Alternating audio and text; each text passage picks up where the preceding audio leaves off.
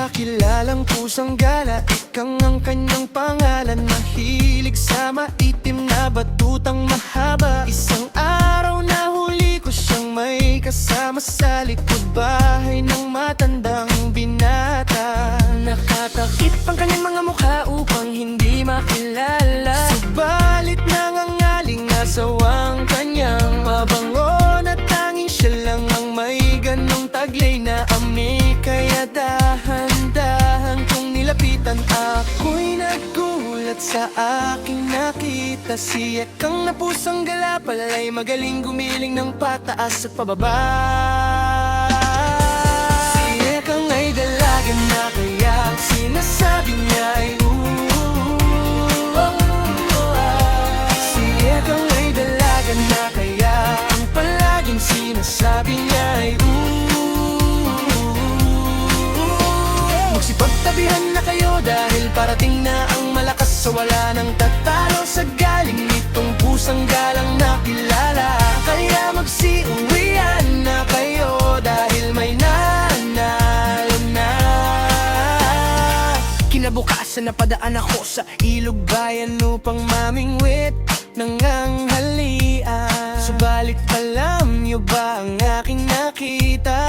Itong si Ekang ang pusang galay nasa kakahuyan, at may kasamang kakaibang itsura. Hindi ko mawari ang ubog ng mukha, parang bago lang sa aking mga mata. Pero isa lang ang aking napuna, ang batutang itim ay talagang walang kasing haba. Kaya dahan-dahan kong nilapitan at ako'y namangha sa aking nakita. Dahil itong pusang galang si Ekang magaling pala mag-spaghetting pataas at pababa. Si Ekang ay dalaga na kaya ang sinasabi niya ay Si Ekang ay dalaga na kaya ang palaging sinasabi niya ay Magsipagtabihan na kayo dahil parating na ang malakas, so wala nang tatalo sa galing nitong pusang galang na kilala. Kaya magsiuwian na kayo dahil may nanalo na.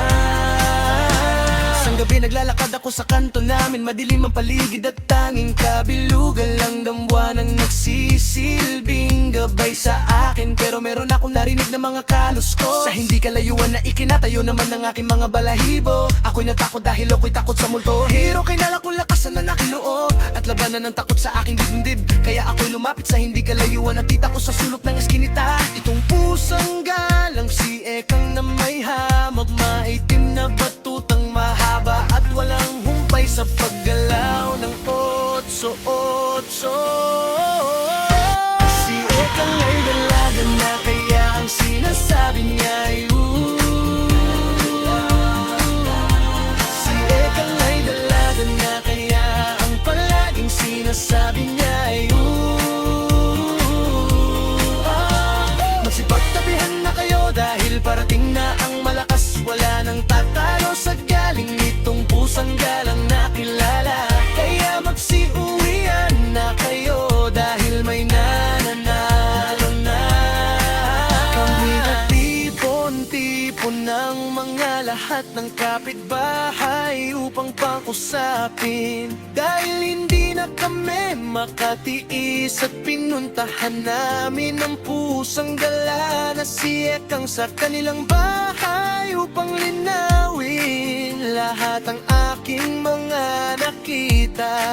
Dahil hindi ito ang Ekang na matagal na naming kakilala, at doon namin nalaman at napagtanto na ito palang pusang galang si Ekang ay mahilig na palang magsumba at isa ng mausay na tanod ng bayan sa YouTube. Kaya ganon na lang ang kanyang mga galaw, ang nakakaiba. Si Ekang ay dalaga na kaya sinasabi niya ay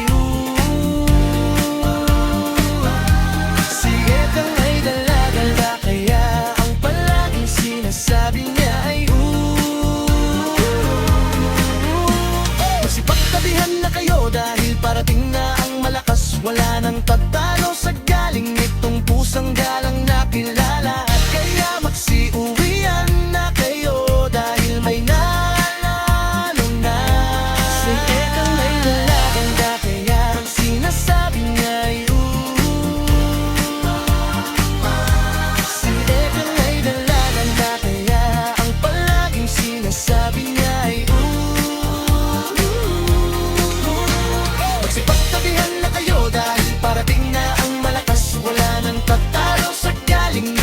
pusang galang na kilala.